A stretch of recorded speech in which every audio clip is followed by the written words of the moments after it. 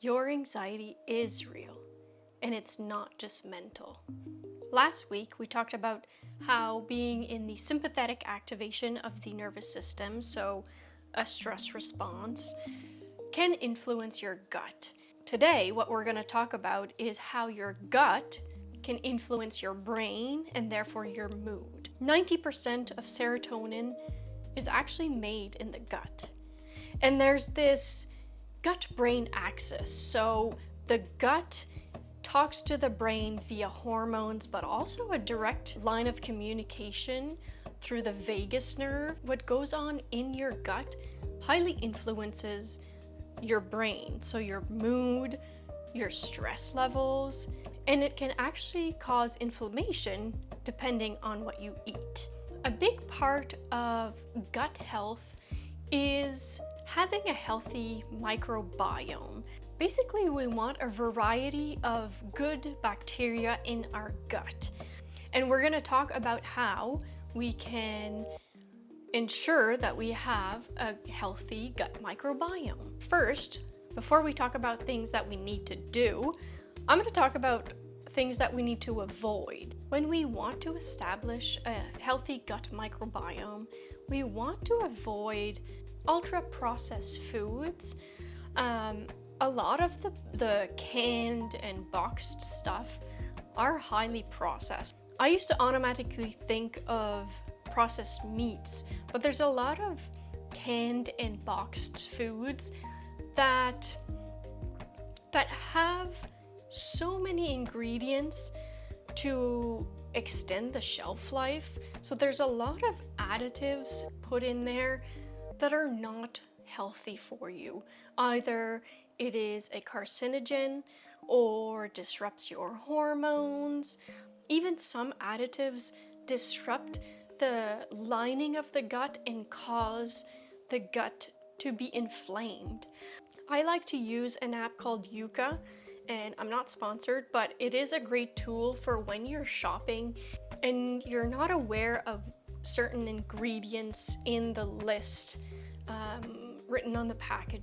So the other day I actually went to the pharmacy and I was searching for a cereal for my 1-year-old, so a baby specific cereal, and I scanned it and there was one ingredient in that list that causes cancer.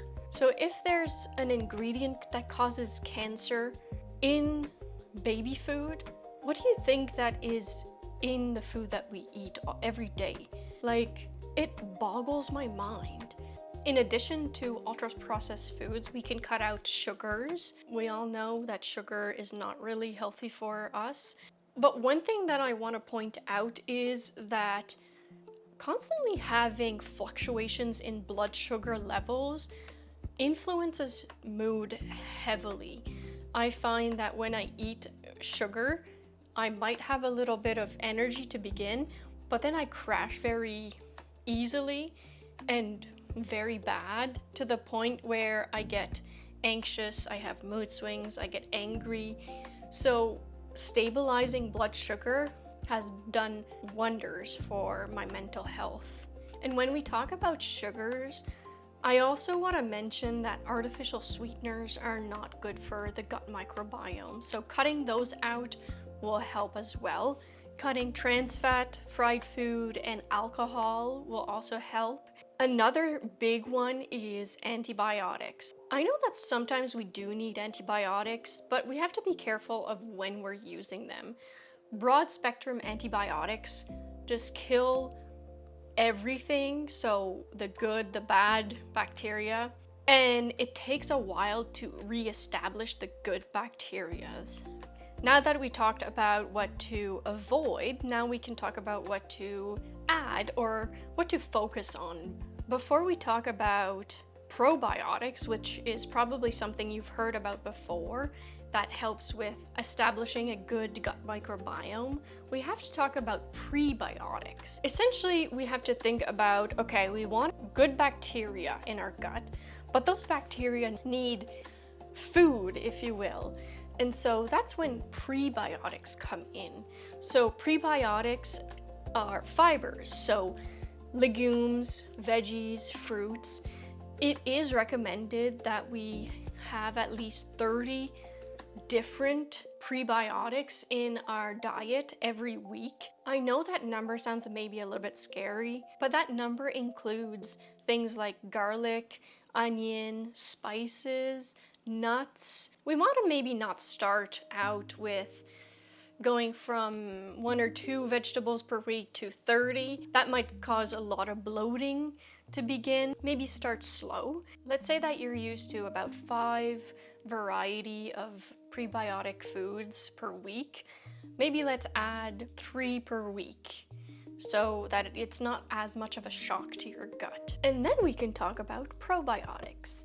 So there are supplements, but I think the better way to do it is to actually add fermented foods in your diet. Kimchi, kefir, sauerkraut, kombucha, and yogurt. But we have to be careful that the yogurt is unpasteurized, because if they add a culture of bacteria and then they pasteurize it, that kills off all the good bacteria. So just read your labels. We also have to have healthy fats to support that gut microbiome. So olive oil, avocado, omega-3 rich foods, so flaxseed, chia seed, hemp seeds, edamame, walnuts, and some fatty fish like sardines, anchovies, salmon. But we have to be careful when we choose our salmon, because there's a lot of farm-raised salmon that are fed antibiotics, and so we have to be careful around that, where we're trying to be healthy and support our gut microbiome, but if we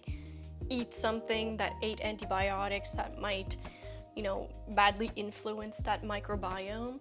And so a rule of thumb for me when I'm shopping is Pacific is usually wild caught and Atlantic is usually farm raised, which is kind of sad because I live in Atlantic Canada and it would be very helpful if I could have access to really good salmon. So like I mentioned before, I think it's better off to start slow and make gradual change, because if we go from one extreme to the other, number one, it's less sustainable because it's such a big change from what you used to be eating, but also it takes time for your gut to adjust to your new diet.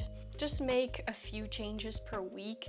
See how your body is reacting to those changes, see if your mood changes, and just being aware of, what foods might cause you more inflammation or mood changes versus feeling healthy and well. So as we saw last week, breath work can calm the nervous system from the top down, but nutrition supports it from the bottom up.